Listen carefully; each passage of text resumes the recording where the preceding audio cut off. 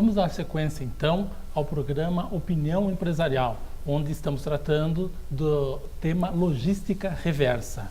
Professor Nadim, eu gostaria que o senhor tentasse, de alguma forma, entender essa lei, porque para todo mundo parece que ela está muito dispersa, ela traz muitos sinalizadores, pontua coisas importantes, no entanto, passa para a comunidade em geral como algo que precisa ainda amadurecer demais.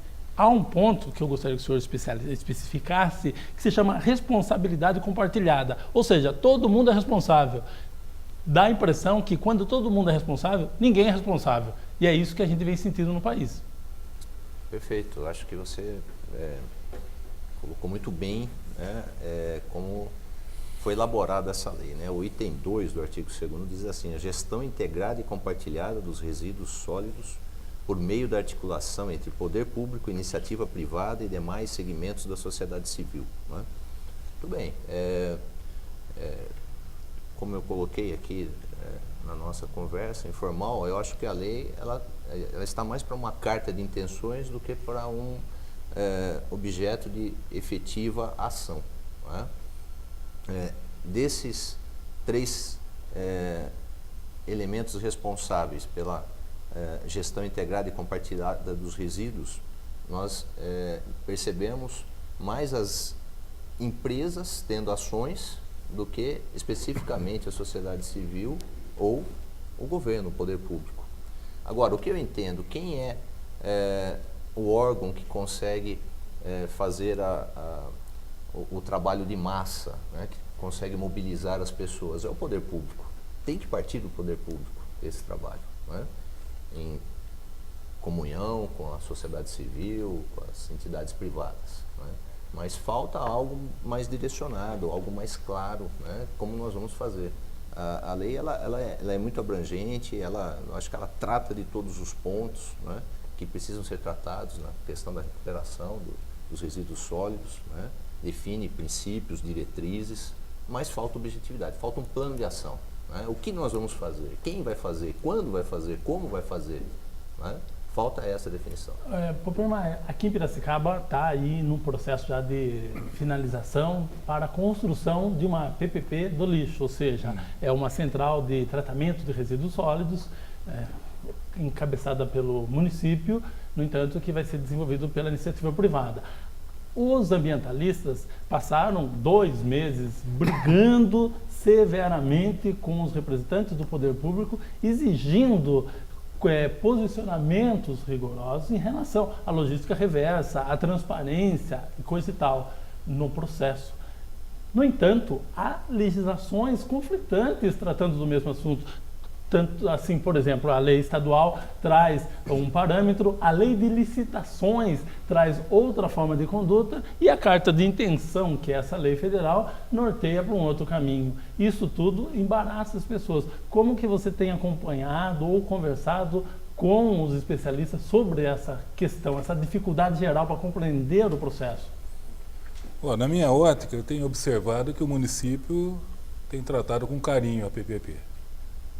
Agora, há divergências, né, em todos os sentidos aí, dizendo que não atende à legislação, né?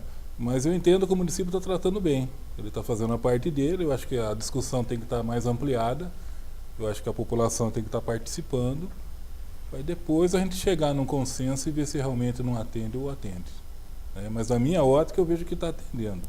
Eu particularmente, eu sou fiscal da vigilância sanitária. Quando a gente trata da questão do resíduo sólido dos hospitais, já havia resoluções, RDC, que já atendia a questão do programa de gerenciamento de resíduos sólidos.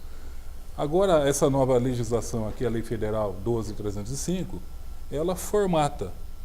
Então, particularmente, quando a gente vai nos hospitais e notifica, a gente está notificando com base nessa nova lei. Então, nessa questão eu vejo que está sendo bem trabalhado. É um caso específico, né? É um caso específico, né?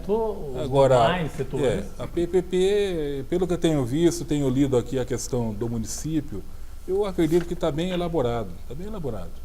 Agora, precisaria ampliar mais essa discussão, para poder ver realmente se não está atendendo. Eu, particularmente, não enxergo dessa forma. Eu acho que o município está trabalhando bem. Você que está na ponta ali, na fiscalização, você vê que a cidade, trabalhando localmente, a lei, você vê que nós estamos avançando, a cidade está avançando, ela está se conscientizando.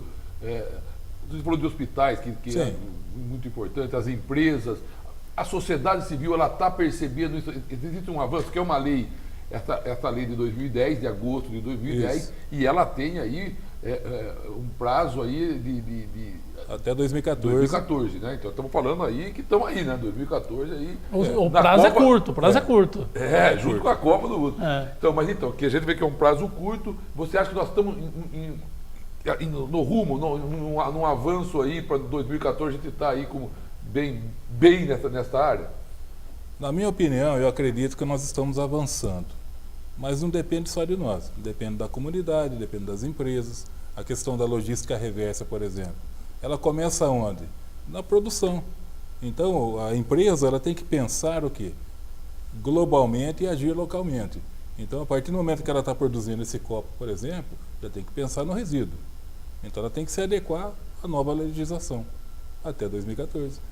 Então, se todos se adequarem, então a lei ela vai ser bem-vinda, né? A Fiesp está vendo esse problema de forma rigorosa. Montou, inclusive, um núcleo para discutir a lei federal. O senhor que acompanhou, né, o trabalho da Fiesp, o senhor acha que a Fiesp é otimista em relação aos prazos, aos procedimentos, Tarcísio? Não, o prazo, eu entendo que precisa haver responsabilidade final do negócio. Enquanto não houver uma responsabilidade, não adianta compartilhar a responsabilidade que não é de ninguém. Entende? Enquanto não fizer, por exemplo, eu vou dar um exemplo, areia de fundição.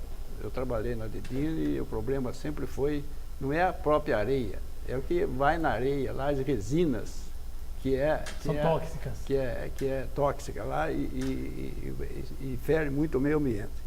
Quer dizer, se pusesse a responsabilidade do fabricante da resina ser responsável pelo fim dela, a Dedini não teria investido o que está investindo para poder sair da responsabilidade dela, que não é ela só está usando o negócio. Então tem que haver uma lei que responsabilize quem fabrica o equipamento que fere o meio ambiente. Ele que tem que dar a solução. Quer dizer, e aí o consumidor final lá tem que devolver para ele, tem que fazer, porque senão não vai chegar a lugar nenhum. Enquanto não houver a responsabilidade de alguém, o negócio fica patinando.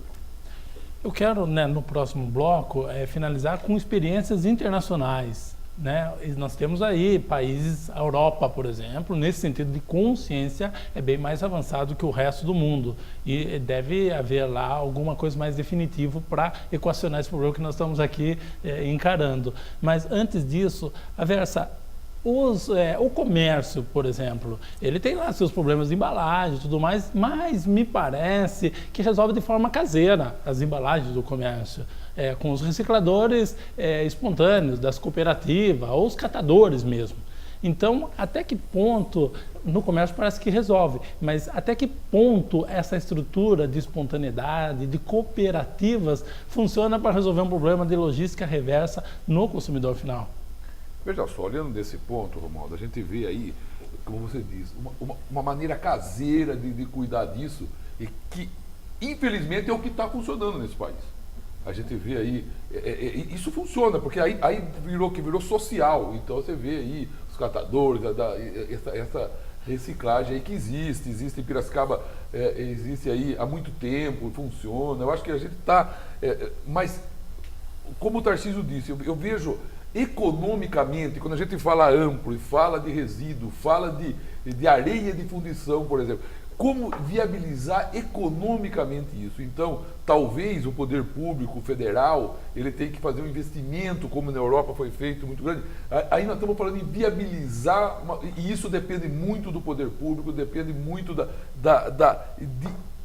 o poder econômico. Eu acho que ainda nós precisamos, o país ele tem que parar de falar. Eu acho que o governo federal fala, o Congresso agora discutindo lá a reserva legal, discutindo um monte de coisa, mas está virando muito política, tem que agir e gastar. Eu acho que aí sim o governo ele gasta mal E o fiscalizar, dinheiro né? público. E fiscalizar. Fiscalizar. Então tem que dar, ou com incentivo, que tem alguns incentivos, mas tem que por subsidiar, fazer grandes obras nesse sentido. Então eu acho que o PAC, por exemplo, podia trabalhar fortemente também aí com investimentos no meio ambiente, mas investimento econômico, não de marketing. Nadim, seria interessante também que essa questão fosse vista pelo aspecto industrial, ou seja, o Mascarenhas já citou isso daí, você também.